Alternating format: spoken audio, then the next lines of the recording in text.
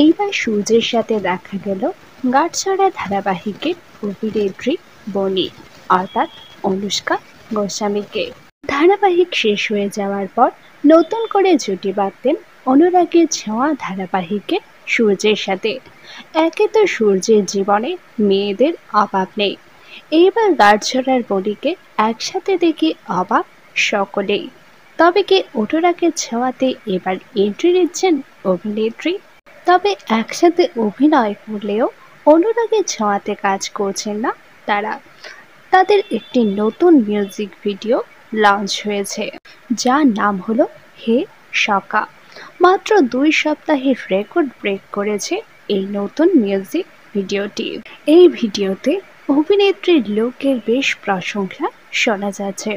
এছাড়া তাদের অভিনয়ও পাচ্ছে বেশ প্রশংসা। নতুন এই মিউজিক ভিডিওটি আপনারা কারা কারা দেখেছেন এবং আপনাদের কাদের পছন্দ হয়েছে তা নিচে অবশ্যই কমেন্ট করে জানান।